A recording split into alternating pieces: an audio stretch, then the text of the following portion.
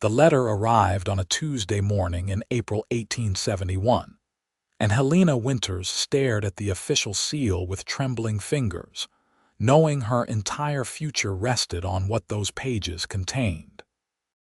She had just turned 22, and after her father's death left her with nothing but debts in Philadelphia, she had scraped together every penny she could find and filed a claim under the Homestead Act for 160 acres in Colorado Territory, near a settlement called Central City in the shadow of the Rocky Mountains. The letter confirmed her claim had been approved. Helena sat down hard on the boarding house steps, her worn cotton dress pooling around her ankles, and let out a breath she had been holding for 3 months. Everything she owned fit into 2 canvas bags. Her mother had died when she was 12. Her younger brother Samuel had gone west 2 years ago, and she had not heard from him since, and her father's gambling had consumed whatever small inheritance might have existed.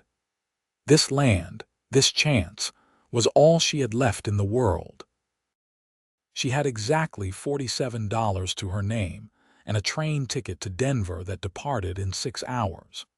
The journey west was a blur of rattling train cars, dust that worked its way into every fold of clothing, and endless plains that seemed to stretch beyond the edge of the earth itself. Helena watched the landscape change from the green hills of Pennsylvania to the flat grasslands, and finally to the dramatic rise of the Rocky Mountains, their peaks still crowned with snow even as spring settled into the valleys below. Central City bustled with mining activity when Helena finally arrived on a cramped stagecoach that left her backside aching and her bones rattled. The town clung to steep hillsides, buildings stacked one above another in a haphazard arrangement that seemed to defy gravity. Mines dotted the surrounding mountains, and the sound of stamp mills crushing ore echoed constantly through the canyon.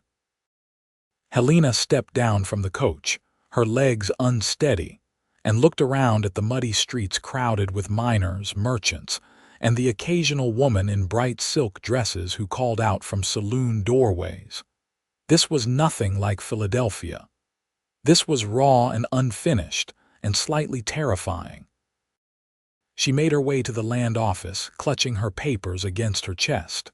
The clerk, a balding man with spectacles perched on his nose, looked her up and down with obvious skepticism. "You are Helena Winters?" he asked. "I am." "The claim is approved, but I should tell you, miss, that land is rough. Previous claimant gave up after 1 winter. No buildings on it, no well dug, nothing cleared for planting. You have 5 years to prove up, which means you need to build a dwelling, cultivate the land, and actually live there. Most men find it challenging. A woman alone." He trailed off, shaking his head. Helena lifted her chin. "I did not come all this way to turn back now. Where exactly is the property?" The clerk unrolled a map and pointed to a location about 8 miles north of town, in a valley between 2 ridges. "There is a trail that leads up past the Lucky Strike mine. Your property starts where Willow Creek crosses the path. Your nearest neighbor is about half a mile east. Fellow named Stone Zane. He has been up there about 3 years now, keeps to himself mostly, comes to town once a month for supplies. Mountain man type." Something in the clerk's tone suggested this Stone Zane was not entirely civilized, but Helena was past the point of being choosy about neighbors.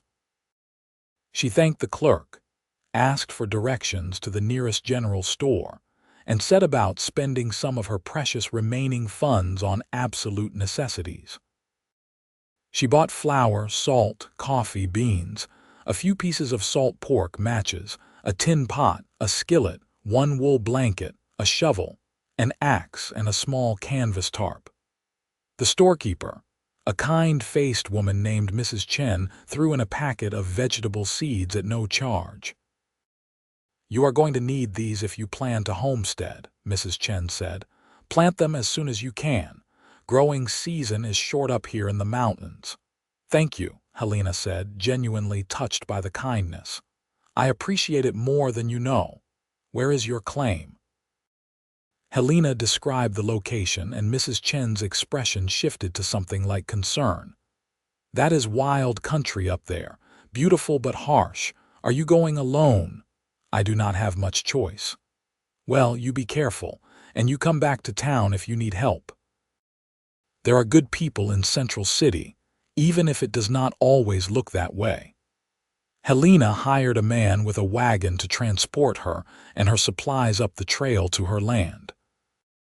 He was a grizzled prospector named Dutch who asked no questions and offered no conversation beyond grunts and nods, which suited Helena fine.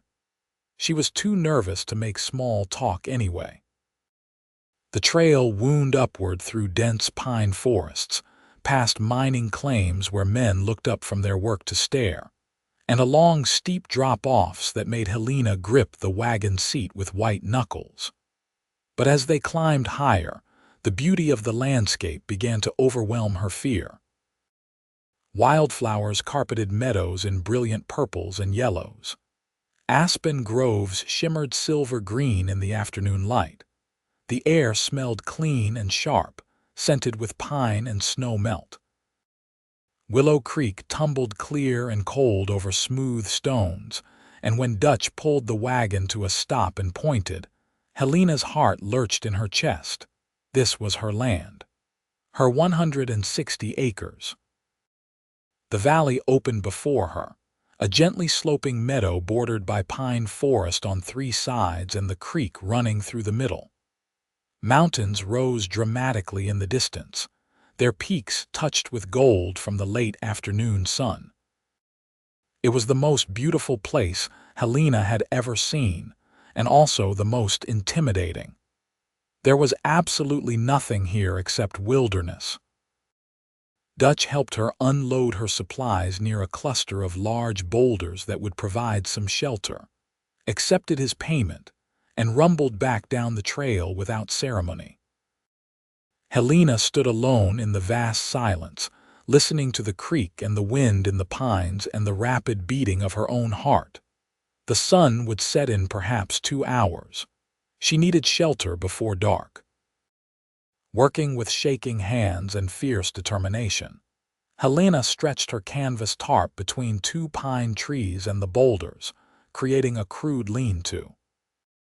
She gathered pine boughs to create a slightly softer bed than bare ground, arranged her supplies where they would stay dry, and then set about gathering firewood before the light failed completely. She had just gotten a small fire going when she heard the sound of footsteps and turned to see a man emerging from the tree line. Helena scrambled to her feet, her heart hammering. The man was tall, well over 6 feet, with broad shoulders and a powerful build evident even beneath his worn buckskin jacket. His dark hair hung past his shoulders, and a thick beard covered much of his face. He carried a rifle with casual ease, and his eyes, a striking pale blue, assessed her with an intensity that made Helena simultaneously nervous and strangely aware of how disheveled she must look after days of travel. "You are the new homesteader," he said. It was not a question. His voice was deep and rough, like he did not use it much. "I am. Helena Winters." She forced herself to stand straight to meet his gaze. "Are you Stone Zane?" A slight nod. He looked at her pathetic lean-to, at her small pile of supplies, at the darkening sky. "You planning to sleep under that tonight? I do not have much choice, but I will build something better tomorrow. You know how to build a cabin." Helena's chin lifted defensively. "I will figure it out." Something that might have been amusement flickered in those blue eyes. "You ever spent a night outdoors before?" "No, but I am not afraid of learning. Nights get cold up here even in spring, below freezing sometimes. That one blanket will not be enough under a canvas tarp. You will be hypothermic by morning. I will keep the fire going." Fire burns down, you fall asleep, you freeze. He shifted the rifle to his other hand. "I have a cabin half a mile east. You can sleep in my barn tonight. It has walls and a roof. Tomorrow I will help you start building something proper here." Helena's first instinct was to refuse. She did not know this man, and everything she had been taught about propriety screamed that accepting his offer was dangerous and inappropriate. But the temperature was already dropping rapidly, and she could see her breath in the air now. Pride would not keep her warm, and freezing to death on her first night would definitely prevent her from proving up her claim. "I appreciate the offer," she said carefully. "I will accept the barn, but I cannot pay you for helping me build. I barely have enough money for supplies." "Did not ask for payment." Stone turned and started walking back toward the trees. "Bring whatever you need for the night. Leave the rest. No one comes up here except me." Helena quickly gathered her blanket and a few essentials, kicked dirt over her fire, and hurried after him. Stone set a brisk pace through the darkening forest, moving with the easy confidence of someone who knew every rock and root on the path. Helena struggled to keep up, her city shoes slipping on loose stones, her breath coming hard in the thin mountain air. They emerged into a clearing where a solid log cabin stood, smoke rising from a stone chimney. A barn and a small corral were set back from the main house, and Helena could see a large garden plot, already planted, beside the cabin. Chickens scratched in a fenced yard, and a sturdy mule watched their approach with mild interest from the corral. "Barn is there," Stone said, pointing. "There is fresh hay in the loft and extra blankets in the tack room. Outhouse is behind the barn. Do not wander past the tree line after dark." "Mountain lions hunt at night." "Mountain lions," Helena repeated faintly. "They usually avoid people, but a woman alone is more vulnerable. Stay near the buildings and you will be fine." He started toward his cabin, then paused and looked back. "You eaten today?" "I had some bread this morning." He grunted, which Helena was beginning to realize was his primary form of communication. "Come to the cabin in 10 minutes. I will have food ready." Before she could protest or thank him, he disappeared inside, leaving Helena standing in the growing darkness wondering what she had gotten herself into. The barn was clean and well-maintained, better than some of the boarding houses Helena had stayed in during her journey west. She found the blankets Stone had mentioned, thick wool that smelled faintly of cedar, and arranged a comfortable spot in the hay loft. Then, brushing straw from her skirt, she made her way to the cabin and knocked hesitantly on the door. "It is open," Stone called. The interior of the cabin was a single large room with a sleeping area partitioned off by a curtain in one corner. A stone fireplace dominated one wall, a cook stove stood in the kitchen area, and rough-hewn furniture filled the space. It was sparse but solid, the home of someone who valued function over comfort but took pride in doing things properly. Stone ladled stew into 2 tin bowls and set them on a wooden table. "Sit." Helena sat, and when she tasted the stew, she had to suppress a sound of pleasure. After days of dry bread and jerky, the rich broth with chunks of venison and vegetables was possibly the best thing she had ever eaten. They ate in silence for several minutes before Stone spoke. "Why did you come here?" "I needed land. The Homestead Act allows unmarried women to file claims. This was available, so I took it." "You have family back east." "No one left." Another grunt. "You know anything about farming, building, surviving in wilderness?" "No, but I learn quickly and I work hard and I do not give up easily." Helena met his eyes across the table. "I know you think I am going to fail. Everyone in Central City thinks I am going to fail. Maybe you are all right, but I am going to try anyway because this is the only chance I have at something of my own." Stone studied her for a long moment, his expression unreadable behind that heavy beard. "Did not say you would fail, said it would be hard. Those are different things. Will you really help me start building tomorrow? I will. You cannot survive in a canvas lean-to, and if you die on that property, the claim goes back to the government. Rather have a competent neighbor than watch good land go to waste. How do you know I will be competent? The corner of his mouth might have twitched upward, though it was hard to tell through the beard. You made it this far. That shows something. After dinner, Helena insisted on washing the dishes despite Stone's protests that she was a guest. Then she returned to the barn, burrowed into the nest of blankets in the hay loft, and fell into exhausted sleep to the sound of wind in the pines and the distant call of an owl.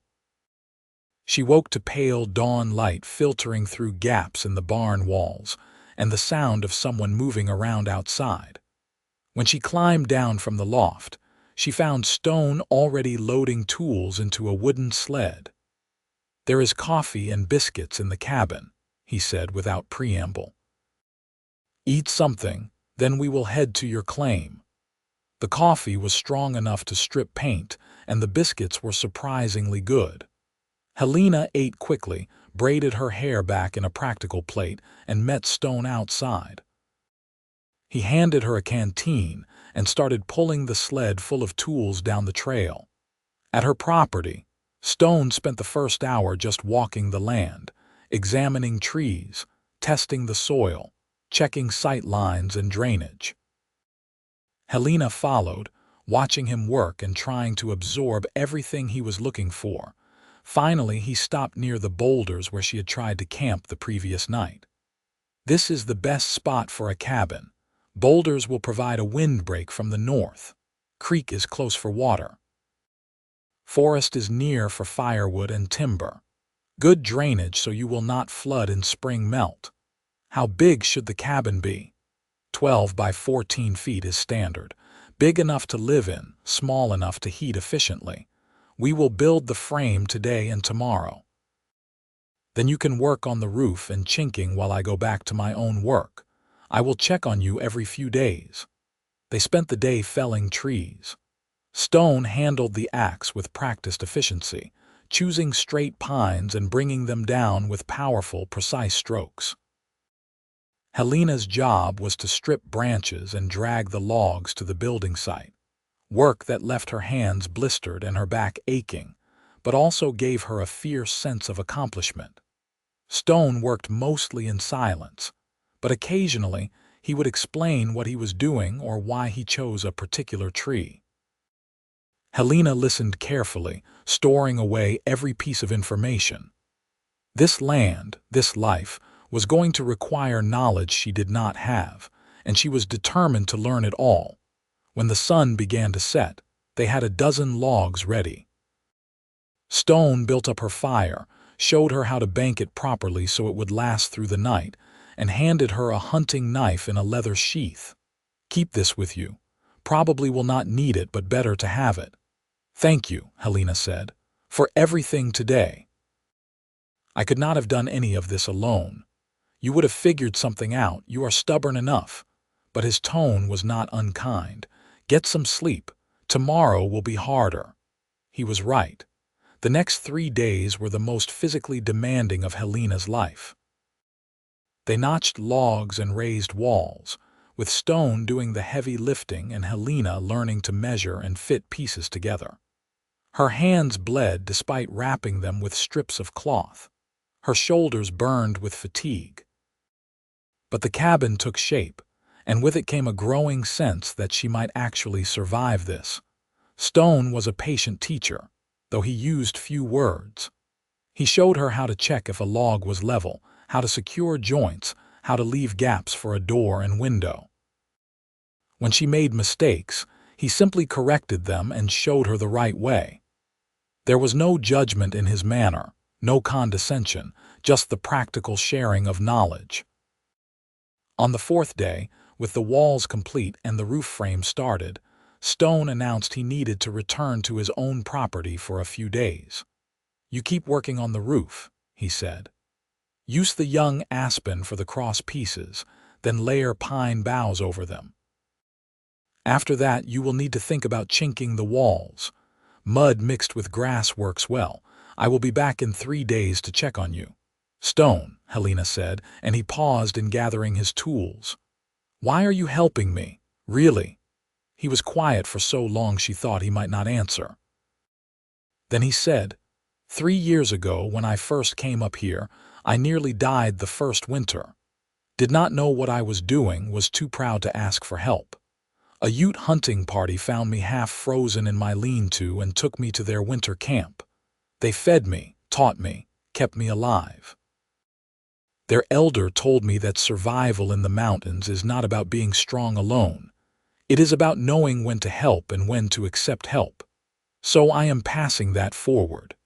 He met her eyes, and for the first time, Helena saw something beyond the gruff mountain man exterior. She saw loneliness and kindness, and a deep decency that he tried to hide behind silence and a stern demeanor. "Thank you," she said softly. "I will not forget this." Another grunt, and then he was gone, striding back through the forest toward his own cabin. Helena threw herself into the work, determined to show Stone that his help had not been wasted. She hauled aspen poles and wove them into the roof frame. She gathered armfuls of pine boughs and layered them thick enough to shed rain. She dug clay from the creek bank and mixed it with dried grass, then began the tedious process of packing it into the gaps between logs. The work was endless. Her entire body ached. But in the evenings, sitting by her fire and eating the simple meals she cooked in her tin pot, looking at the cabin that was taking shape through her own labor, Helena felt something she had not felt in years. She felt hope. On the afternoon of the 3rd day, Stone returned. He walked around the cabin, examining her work with a critical eye while Helena held her breath, suddenly desperate for his approval. "Roof is solid," he said finally. "Chinking needs more work, but you have the idea. You did good work." Relief and pride flooded through her in equal measure. "What should I tackle next?" "A proper door and window coverings before the next storm. Also, you need to start thinking about food stores. Garden needs to be planted soon, and you should learn to hunt and fish. Winter comes early up here and it is brutal.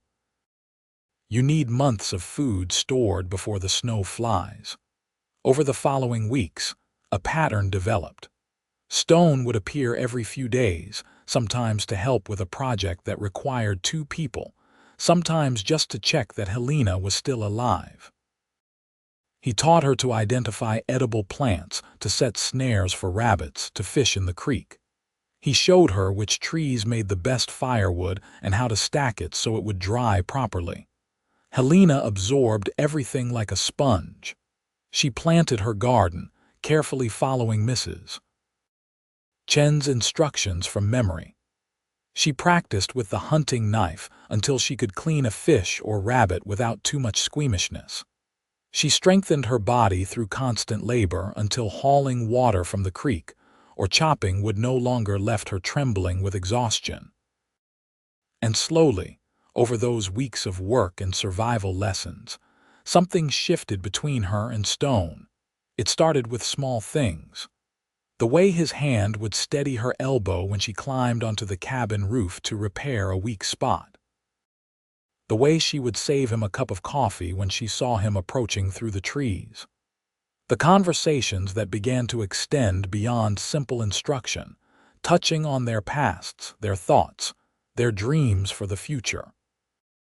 Helena learned that Stone was 26 years old, that he had grown up on a farm in Kansas, that he had come west after his parents died of cholera, and his siblings scattered to other territories. He had trapped in the northern mountains for 2 years before filing his own homestead claim, seeking the same thing Helena was after, something of his own that no one could take away. Stone learned that Helena could recite poetry from memory, that she had once dreamed of being a teacher, that her father's decline into gambling and drink had broken her heart long before his death, that she was fierce and stubborn and terrified of failing, but even more terrified of not trying. One evening in early June, Stone appeared at her cabin just as Helena was cooking dinner. She had successfully snared 2 rabbits that morning and was feeling rather proud of herself. "I brought you something," Stone said, and held out a wooden box. Inside were 6 chickens, clucking irritably at their confinement. Helena stared. "You brought me chickens. You need eggs, protein. I have too many anyway. They keep reproducing faster than I can eat them. Also brought wire for a coop. We can build it tomorrow if you want." "I want," Helena said, a wide smile spreading across her face. "Thank you, Stone. This is incredibly generous.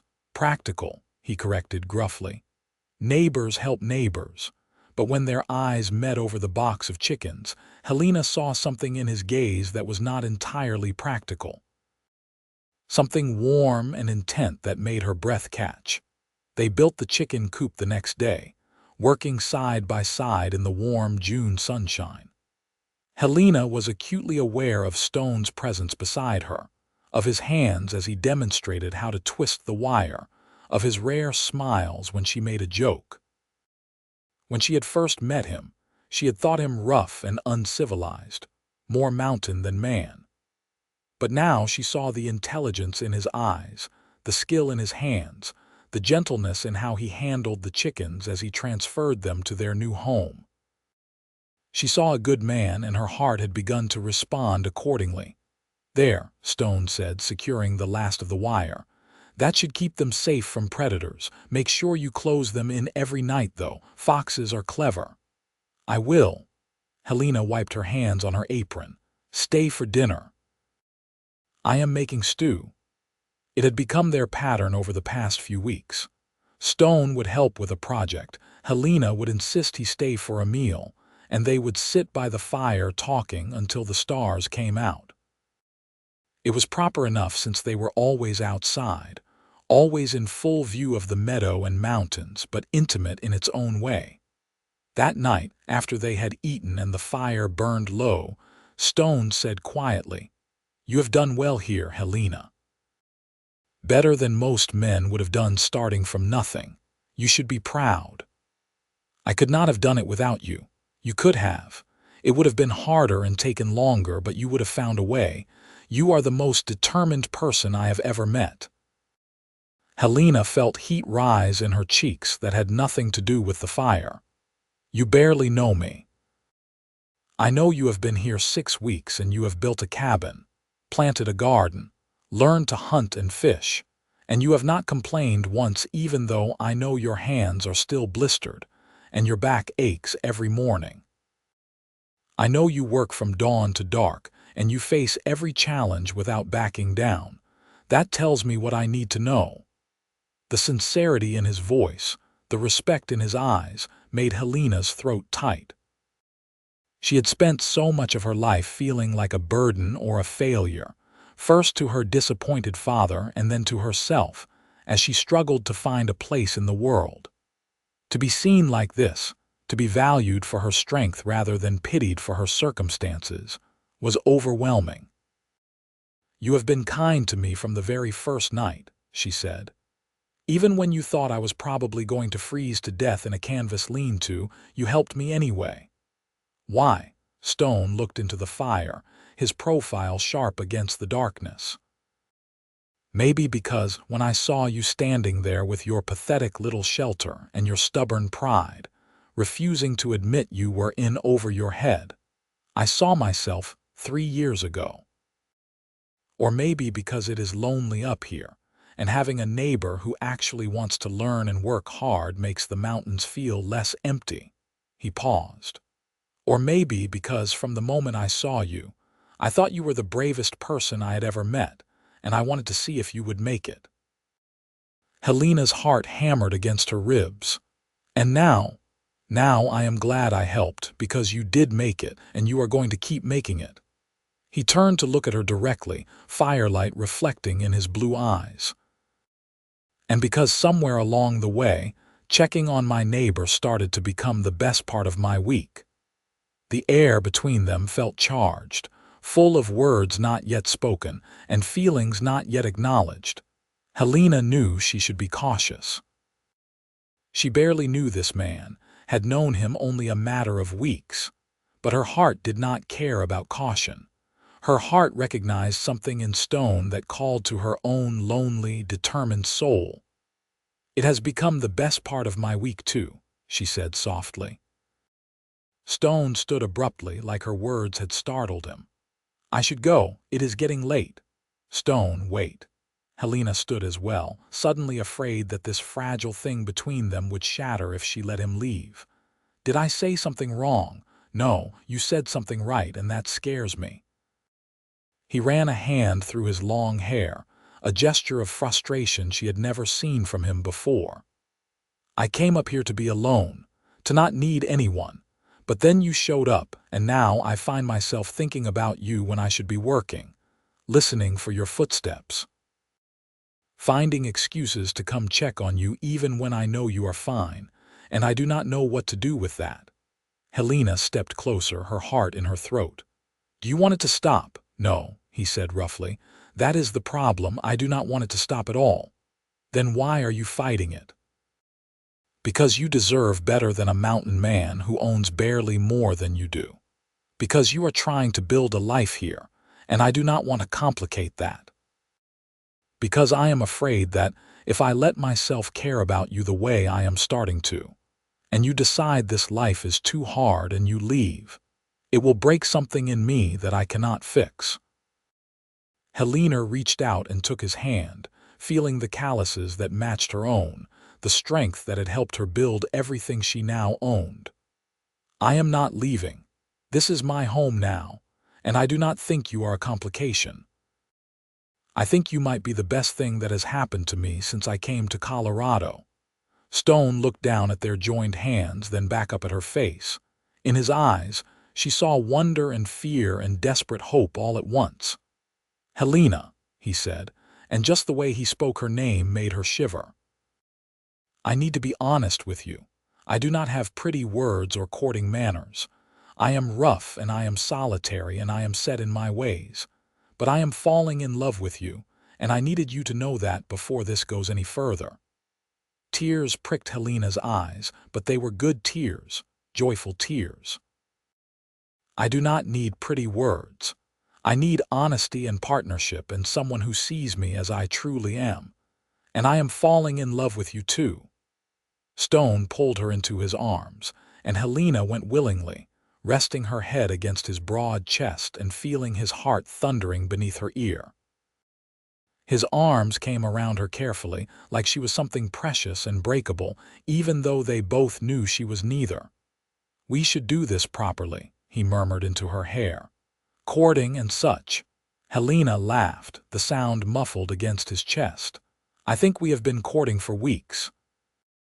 Building chicken coops and chinking cabin walls is not traditional, but it works for us." She felt rather than heard his answering laugh, a rumble in his chest that warmed her through. He pulled back just enough to look at her face, then cupped her cheek with one rough hand. "Can I kiss you?" he asked. "Yes," Helena breathed. Stone kissed her softly at first, gentle and questioning, but when Helena responded eagerly, winding her arms around his neck, the kiss deepened into something that spoke of loneliness ended and connection found. When they finally broke apart, both breathing hard, Stone rested his forehead against hers. "I want to do this right," he said.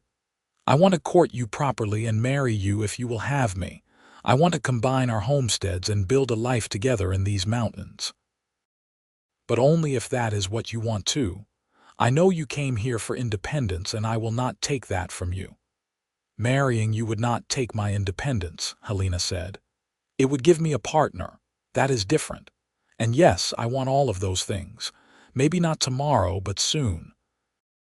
When we are both ready."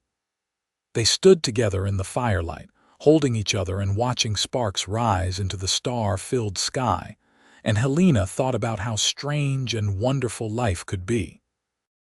She had come to Colorado expecting hardship and loneliness, expecting to fight for every inch of survival alone. Instead, she had found this complicated, kind, beautiful man who saw her strength and matched it with his own. Over the summer months, their courtship continued in the way of practical mountain people. Stone helped Helena expand her garden, and she helped him repair his barn roof. They went fishing together in the cool mornings and sat by the fire in the evenings, talking and dreaming and slowly building a shared vision of their future. Stone began to open up more, his natural reserve giving way to dry humor and unexpected tenderness. Helena discovered he could play the harmonica beautifully and that he carved small wooden figures in the evenings, a hobby left over from childhood. He discovered she had a lovely singing voice and a talent for making even the simplest meal taste special. They kissed often now, stolen moments of sweetness when they were supposed to be working. Stone would stop mid-sentence to pull her close, or Helena would rise on her toes to press her lips to his when he said something particularly endearing. It was innocent but charged with the promise of more, of a future when they would truly belong to each other. In late July, Stone rode to Central City and came back with a small velvet box. That evening, he walked Helena to a spot overlooking the valley, where both their properties spread before them in the golden sunset light. "Helena Winters," he said, dropping to one knee on the rocky ground. "I know we have only known each other a few months, but I have never been more certain of anything in my life. You are strong and brave and kind, and you make these mountains feel like home in a way they never did before. Will you marry me and spend your life building dreams with me?" He opened the box to reveal a simple gold band with a small sapphire, the blue of mountain sky. Helena's vision blurred with tears as she pulled Stone to his feet. "Yes," she said. "Yes, I will marry you. I cannot imagine spending my life with anyone else." Stone slipped the ring onto her finger and it fit perfectly, like it had been made for her. Then he kissed her thoroughly, pouring all his love and promise into the connection, and Helena kissed him back with equal fervor. They married in Central City 3 weeks later, in a simple ceremony at the small church on the hill. Mrs. Chen from the general store stood as Helena's witness, and Dutch, the wagon driver who had first brought Helena to her claim, stood for Stone. Helena wore a new blue dress that Mrs. Chen had helped her sew, and Stone had trimmed his beard and pulled his hair back, looking almost civilized except for the wildness that never quite left his eyes. When the preacher pronounced them husband and wife, Stone kissed Helena with such joy and tenderness that several of the miners watching from the back pews applauded. Then they collected their few wedding gifts, mostly practical items like extra blankets and canned goods, and rode back up to the mountains as Mr. and Mrs. Zane. They had decided to live primarily in Stone's cabin, which was larger and better established, while using Helena's cabin for storage and as a future home for hired hands or perhaps children one day. That first night as husband and wife, Stone carried Helena over the threshold of what was now their shared home, and they made love slowly and tenderly, learning each other in the lamplight and whispering promises for all the years to come. Married life suited them both. They worked their combined homesteads with efficient partnership, dividing tasks according to skill and necessity. Helena managed the gardens and chickens, while Stone handled the heavier labor of logging and building. But they often worked side by side, simply enjoying each other's company and the satisfaction of creating something lasting together. Their first winter as a married couple was harsh, with snow piling higher than the cabin windows and temperatures that plunged below zero for weeks at a time. But their preparation had been thorough. The cabin was stocked with food, firewood filled the shed to overflowing, and the animals were secure in the barn. When blizzards raged outside, Stone and Helena stayed warm together, reading aloud from the few books they owned, playing cards, making love, and planning improvements for the spring. Helena had never been happier. The life was hard, certainly harder than anything she had known in Philadelphia, but it was hers in a way nothing had ever been before. She had a home, a purpose, and a husband who loved her with a quiet intensity that showed itself in 1,000 small actions every day. Stone brought her coffee in bed on cold mornings. Helena mended his clothes with careful stitches. He taught her to shoot his rifle accurately enough to bring down a deer. She taught him to read better, patiently working through the classics she had memorized and books they borrowed from Central City. They learned each other's rhythms and moods, when to give space and when to offer comfort, building the kind of deep partnership that would weather any storm. In the spring, Helena discovered she was pregnant. She told Stone one morning in April, exactly 1 year after she had received her homestead claim approval. Stone went very still, his coffee cup halfway to his mouth. "Pregnant. You are certain as I can be. The signs are all there." He set down the cup carefully and came to kneel before her chair, taking both her hands in his. "How do you feel about it?" "Terrified," Helena admitted. "And happy. And worried. We are so far from town, from a doctor. What if something goes wrong?" "Nothing will go wrong," Stone said firmly. "We will make sure of it. I will ride to Central City today and talk to the midwife. We will prepare everything you need. And Helena, I am going to take care of you through this. You and our child both." Tears spilled down Helena's cheeks, and Stone gently wiped them away. "I am happy too," he said softly. "So happy I can barely find words for it. You have given me everything, Helena. A home, a purpose, a love I never thought I would find, and now a child. I am the luckiest man in these mountains." True to his word, Stone rode to Central City and returned with the midwife, a capable woman named Sarah who examined Helena and pronounced her healthy and strong. Sarah gave them detailed instructions for the pregnancy and promised to come stay with them when Helena's time grew near, sometime in late November or early December. The pregnancy progressed smoothly. Helena continued to work in the garden through the summer, though Stone watched her like a hawk and would not let her do anything too strenuous. As her belly swelled, she sewed baby clothes and blankets, and Stone built a beautiful wooden cradle, carved with mountains and pine trees. They talked often about names. If a girl, Helena liked Emma or Claire. If a boy, Stone favored Samuel after Helena's lost brother or James after his father. They settled on waiting to decide until they met the baby, wanting to see which name fit. On a cold December night, with snow falling soft and steady outside, Helena went into labor. Stone had brought Sarah up to the cabin 2 weeks prior, and the midwife took charge with brisk efficiency. Stone hovered anxiously until Sarah shooed him outside, then paced in the snow until Helena called for him. He held her hand through the worst of the pain, murmuring encouragement and love, his own face pale with worry. When their son finally slipped into the world with a healthy wail, Stone wept openly, pressing kisses to Helena's sweaty forehead and whispering that she was amazing, that he loved her, that she had done so well.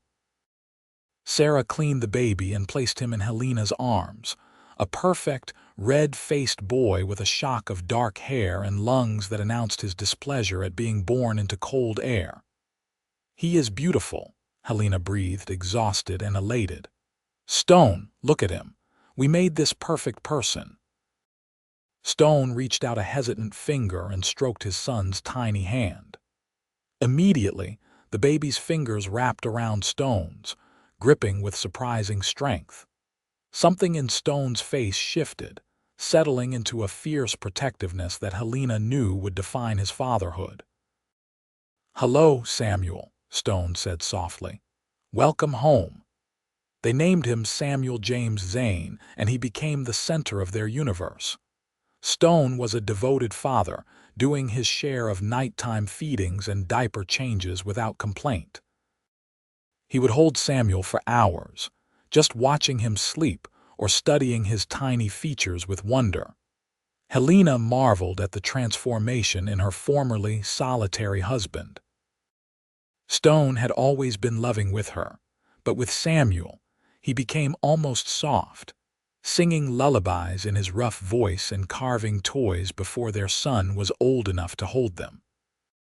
Spring came again, and Helena worked in the garden with Samuel sleeping in a basket nearby, protected from the sun by a canvas cover Stone had rigged. They had been on the mountain for nearly 2 years now, and both homesteads were thriving. Their combined property was productive and beautiful, a testament to hard work and partnership. In May, a rider came up the trail with a letter for Helena. Her hands shook as she opened it, recognizing her brother's handwriting. Samuel, her lost brother who had gone west years ago, had finally written. He was in California, married with a child of his own, and he had been trying to find Helena for over a year. Someone in Philadelphia had finally told him she had filed a homestead claim in Colorado territory. Helena read the letter aloud to Stone, tears streaming down her face. "He wants to visit. He wants to meet you and see the baby. He is sorry for losing touch, for not writing sooner." "Then tell him to come," Stone said simply. "He is your family. Our home is open to him." Samuel Winters arrived in July. A sunburned, smiling man of 25 who looked so much like their father before the gambling had consumed him that Helena gasped when she saw him. He embraced her fiercely, apologizing over and over for the lost years, and then shook Stone's hand with genuine respect. "You have built something incredible here," Samuel said, looking around at the thriving homesteads. "And my sister looks happier than I have ever seen her." "Thank you for taking care of her." "She takes care of herself," Stone replied. "I just get to be part of it." Samuel stayed for 2 weeks, getting to know his nephew and brother-in-law, hearing the story of how Helena and Stone had met and fallen in love. Before he left, he promised to visit every year and to stay in regular correspondence. Helena watched him ride away with a full heart, grateful that the family she had thought lost was slowly being restored. Life continued its rhythm through the seasons. Little Samuel grew into a sturdy toddler, his father's blue eyes and his mother's determined spirit. When he was 2, Helena became pregnant again, and this time she carried the baby with confidence born of experience. Their daughter Claire arrived in March of 1875, during a late winter storm that blanketed the mountains in fresh snow. She was smaller than Samuel had been, with pale blonde hair and her mother's brown eyes. Stone declared her perfect within seconds of her birth, and proceeded to dote on her even more thoroughly than he had their son. With 2 children and 2 thriving homesteads, life was busy and full. Stone and Helena worked harder than ever, but they did it together, their partnership deepened by the years and challenges they had weathered. The children grew healthy and strong, learning early to help with chores and appreciate the wild beauty that surrounded them. In 1876, Colorado became a state rather than a territory, and there was a grand celebration in Central City. The Zane family rode to town for the festivities, and Helena felt a swell of pride watching the fireworks explode over the mountains. This was her home now, her state, the place where she had bet everything and won more than she could have dreamed. The years passed in a blur of seasons, each one bringing its own challenges and joys. Samuel grew tall and serious, already showing signs of becoming like his father, quiet and competent and kind. Claire was sunshine and laughter, fearless in her exploration of the mountain wilderness that was her birthplace. In the evenings, after the children were asleep, Stone and Helena would sit on the porch they had built onto the cabin, watching stars emerge over the peaks and talking quietly about the day, the children, their plans and dreams. Often they simply sat in comfortable silence, Stone's arm around Helena's shoulders, her head resting against his chest, both of them marveling at the life they had created together. "You ever regret it?" Stone asked one such evening. "Coming here, choosing this hard life?" Helena looked out at the mountains silvered by moonlight, at the garden she had planted and tended for years, at the cabin they had built with their own hands. She thought of the woman she had been, stepping off that stagecoach in Central City with nothing but desperation and determination. She thought of all she had learned, all she had become, all she had found. "Never," she said firmly. "This is exactly where I am supposed to be." Stone pressed a kiss to the top of her head. "Me too." When Samuel turned 7 and Claire 5, they began talking about expanding their property further. Stone wanted to run cattle, and they had the grazing land to support a small herd. Helena wanted to plant an orchard, fruit trees that would take years to mature, but would provide for generations. They started both projects, working together as they always had. Stone rode to Wyoming to purchase cattle, a week-long journey that was the longest they had been apart since their marriage. Helena missed him fiercely, but also felt a quiet pride in her ability to manage the homestead alone with the children. She had come so far from the frightened girl in the canvas lean-to. The cattle thrived in the mountain meadows, and Helena planted apple and cherry trees in a sheltered spot near the creek. They hired a young man from Central City to help with the heavier work, and their operation grew steadily more successful. In 1880, Helena discovered she was pregnant again, a surprise after 5 years. She was 31 now, and this pregnancy was harder than the previous 2. She tired more easily and was often sick. Stone worried constantly, hovering and insisting she rest more than she wanted to. "I am fine," Helena insisted. "Just older than I was with the others. Women have babies at my age all the time." "Not my wife," Stone said stubbornly. "Not without me making sure she has every possible care." Their son Thomas arrived in February of 1881, a tiny baby who struggled to thrive in his first weeks. Stone and Helena took turns walking him at night when he could not settle, and Sarah the midwife came to stay again, helping them through those difficult early days. But Thomas was a fighter, like both his parents. He grew stronger slowly, and by his first birthday was a happy, healthy boy. Stone declared that 3 children were enough, that he could not take the worry of another difficult pregnancy, and Helena was secretly relieved. As the children grew older, Helena began teaching them properly, using the books they had accumulated over the years and ordering more from catalogs. She had never forgotten her early dream of being a teacher, and now she found fulfillment in educating her own children. Samuel showed an aptitude for mathematics and engineering, Claire for languages and art, Thomas for anything involving animals and the natural world. Stone taught them practical skills, how to ride, shoot, track, build, and survive in the wilderness that was their home. He was patient and thorough, instilling in them not just knowledge but values, the importance of hard work, honesty, and taking care of what was theirs. In the summer of 1885, when they had been married for over a decade, a mining company approached Stone about purchasing some of their land. The company offered a substantial sum, enough that they could live comfortably without working for years. Stone and Helena discussed it at length. The money was tempting, but selling would mean disrupting the life they had built, bringing industry and strangers onto land they had tended lovingly for so long. "What do you want to do?" Stone asked, truthfully. "I want to keep our land," Helena said, Every acre we fought for and earned. I want our children to inherit this place and build their own lives here if they choose. Money does not mean much compared to that. Then we keep it, Stone said simply. We have everything we need already. They turned down the mining company's offer and never regretted the decision. Their wealth was not in bank accounts but in land, family, and the deep satisfaction of a life well lived. The years continued to roll past.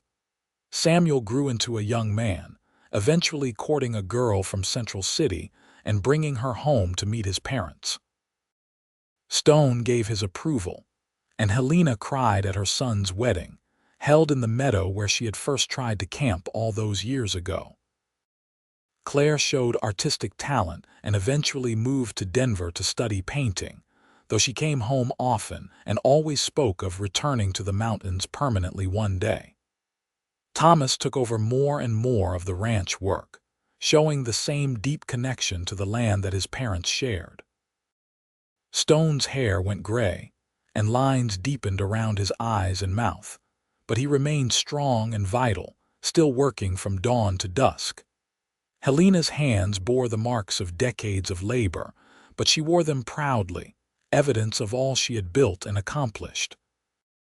On their 20th wedding anniversary in the summer of 1895, Stone took Helena back to the overlook where he had proposed. They stood together looking at the valley spread before them, at the land they had claimed and tamed and loved. 20 years, Stone said. Best years of my life. Mine too, Helena said, leaning into his embrace. I came here with nothing, risking everything on a homestead claim. I thought if I could just survive, if I could just prove up and have something of my own, that would be enough. But you gave me so much more than survival. You gave me partnership and love and a family and a purpose beyond just existing. You gave me all that too, Stone said. I was so lonely before you came, even if I did not want to admit it. I thought I wanted to be alone on this mountain forever. But you showed me that the best things in life are shared. I would not trade one day of our life together for all the solitude in the world. They kissed in the sunset light, the same light that had witnessed their proposal and their first kiss and countless moments of joy and struggle over the decades. Below them, smoke rose from the chimney of their cabin, where Thomas was preparing dinner. In the distance, they could see Samuel's homestead, built on the property where Helena's first cabin still stood. Their grandchildren played in the meadow, their laughter carrying on the mountain breeze. Helena thought about writing to her younger self, to that desperate girl stepping off the stagecoach in Central City. She would tell her not to be afraid, that the risk was worth taking, that the hardship would forge her into someone stronger than she ever imagined. She would tell her about the mountain man who would become her partner in all things, about the children and grandchildren who would fill her life with love, about the deep satisfaction of building something lasting with her own hands and heart. But mostly she would tell her younger self what she knew now in the deepest part of her soul, that home is not just land or a cabin or even a territory that becomes a state. Home is the people we love and the life we build with them, day by day, season by season, year by year. I love you, Helena said to Stone, the words she had spoken thousands of times and would speak thousands more. I love you too, Stone replied, his voice still capable of making her heart flutter even after 2 decades. Always have, always will. They stood together on the mountain as the sun set behind the western peaks, 2 people who had bet everything on a dream and won more than they could have imagined. The land stretched before them, vast and beautiful and unforgiving, the same land that had tested them and strengthened them and ultimately brought them together. Behind them, Thomas called that dinner was ready. Samuel and his family were coming up the trail for the celebration. Claire had sent a painting from Denver as an anniversary gift, a beautiful watercolor of their cabin in spring, wildflowers carpeting the meadow. Stone took Helena's hand, his calloused fingers intertwining with hers, and they walked back down to the cabin together, ready to celebrate with their family, ready for whatever years remained ahead of them, ready for anything as long as they faced it together. The mountains stood eternal and indifferent around them, but within the circle of firelight and family, Helena and Stone had carved out something precious and enduring. They had claimed more than just homesteads in the Colorado wilderness. They had claimed a life worth living, a love worth fighting for, and a legacy that would endure long after they were gone. As the stars emerged overhead, and the family gathered around the dinner table, raising glasses to toast 20 years of marriage, Helena looked at Stone across the candlelight and saw in his eyes the same love and devotion he had shown from the very beginning. She saw the mountain man who had saved her that first night, the patient teacher who had shown her how to survive, the devoted husband who had built a life with her, the loving father who had raised their children with strength and tenderness. She saw her partner in all things, and she knew with absolute certainty that betting everything on that homestead claim had been the best decision she had ever made. Not because of the land itself, though she loved every acre of it, but because that decision had led her here, to this man, to this family, to this life that was far richer than any she could have imagined in those desperate days in Philadelphia.